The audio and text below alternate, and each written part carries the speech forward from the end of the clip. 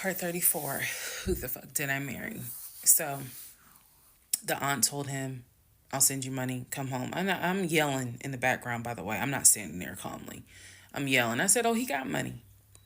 Yeah, you got money. You got money in that offshore account, right? You got money in that Chase account. You got money to drive. So do what you got to do. I told him, and I'm not going to repeat some of the stuff I said because my mom might see this TikTok. But I did tell him, I was like, if you don't get out of this house, you going actually what I said was you have two options. You either gonna leave this house voluntarily or you're gonna leave this house involuntarily. And he tried to get a little nuck if you buck. He tried. And that's when because he was still on the bed, still laying in the bed. And he was just like, you ain't gonna do shit. Like, don't talk to me like you done lost your fucking mind. Da, da, da. And I calmly got close to him. I got like this close. And I literally said, I will beat you like the bitch you are. I dare you to try me. I said, I will literally beat you like the male bitch you are. And so when I said that, his eyes were like, I said, I'm not even playing. Because at this point, I'm rocking like back and forth. Y'all, again, I'm not some hardened type chick. I'm not. I want the soft lifestyle. But I have been pushed to the point. So I'm rocking, I'm walking back, I'm pacing. So finally, his aunt was able to get through to him. I had called my aunt, my mother, my aunt. I had called the pastor. I had called all these people because I did know that I was in a very dangerous place. Not because I'm scared of him. At this point, I was scared of me. I don't know if this has ever happened to someone where you know your own, you know yourself. You know that you got a line. I was over that line. So I had enough wherewithal to be like, okay, you probably gonna go to jail today. You probably gonna go to jail. You probably ain't gonna have that job in the morning. Like I was there. And again, this is not to sound bragging at all. This was a woman who I could not believe that even with the attempt of me trying to give him one last opportunity to tell me the truth, he still lied in my face. I was at my edge. So I yanked the covers back and I told him, I was like, get up, get the fuck out of my house. Again, I'm saying it calmly on here. It was nothing calm in the house when this happened. So I'm throwing stuff up against the wall. I remember I looked at the lamp. He looked at me looking at the lamp, and I think something in him realized, okay, yeah, I'm in pain, but if I don't get up, she's going to do something with that lamp.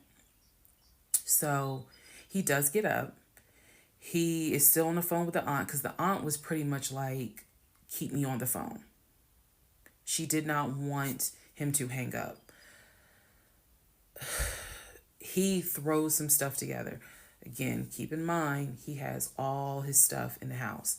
So he basically packed like 2 bags worth of clothes. And he's limping around, and I'm standing in the hallway watching him like a probation officer. So he's limping around, and I'm looking at the condition of the bedroom. This is when I noticed Legion had been semi bedridden. Remember, I told y'all that because the knee and other stuff. I look at these bottles of Powerade because he had been drinking Powerade so much at this point. He was not getting up to go to the bathroom. He was drinking the Powerade and then using the empty bottles to pee in. So there was about 6 bottles around the bed. And I was like, what is this?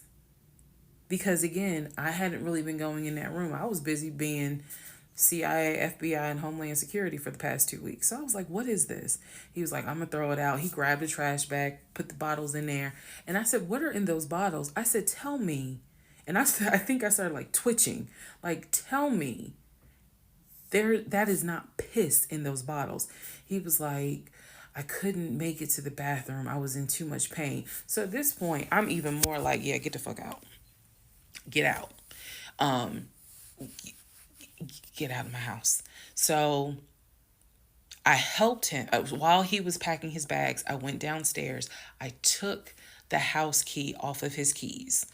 I went back upstairs.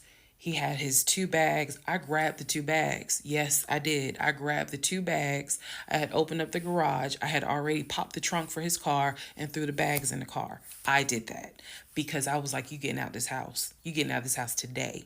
You can't come back. You can't come back ever. So it took him about 2 hours from the time of I will beat you like the bitch you are for him to actually leave the house. Again, I'm calm telling y'all this story. It was not calm in the house. So he eventually puts on some sweatpants. Now I can really see how much weight he has lost. But he puts on some sweatpants, he puts on a shirt, he's limping down. He's like, you really gonna kick me out on my birthday? I just looked at him. I just looked at him. Opened the door. He went through the garage, got into his car, called, his aunt was still on the phone and she was like, I'm gonna send you some money. And that's the part I was like, clearly he has the money. Like, you ain't gotta send him money. He doesn't even have to go to Philly. He can just go get a hotel for now. I don't care what he does. He just gotta leave his house. So he ends up getting in the car, driving off. My mom calls and she's just like, is he still there? I said no. Um, I had not told her what all he had lied about. Even in the midst of me being angry and me going off, I never told him that I spoke to the ex-wife. I never told him I knew he was lying about the stepdaughter, because then he would have asked what makes you say that. So I did keep my word. I never told him I spoke to her. So he eventually left. I text a friend of mine. I text my landlord. I said, I have an emergency. I need to know if it is okay to get the locks changed. Landlord was like, that's fine. My landlord was super cool. Shout out to Mr. Patel. I went to Home Depot, bought brand new locks. Text a friend of mine, asked him, when you get off work, can you please come by my house? I need the locks changed today. So he was like, oh, okay, what's going on? I said, I'll explain it later. So to give you a timeline of June 17th, when I asked him about San Diego State and I told him that I know you've never even been to California, that was about 8:30, 9 o'clock in the morning. By the time he left the house, it was maybe going on noon, 1 o'clock. So this happened pretty quickly.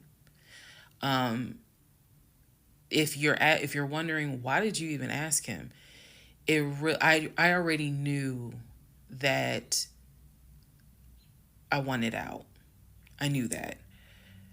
But for some reason, a part of me was like, let's just see if he'll be honest just one last time. And he wasn't.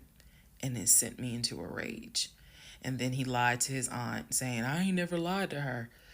And that sent me over the edge. So by 1 o'clock, by 1:30, he was gone. By 2:30, I had done a pretty good job of cleaning up the bedroom. He had thrown away the Powerade bottles. So I didn't have to touch those. I stripped the sheets. Anything that he touched in that bedroom, I stripped the sheets, threw them in a trash bag, threw them out in the trash can. And so most of this was adrenaline. Adrenaline was pushed because I hate packing. I hate doing all that stuff. I went on Amazon. I ordered oversized large tote bags because I was packing up all his shit.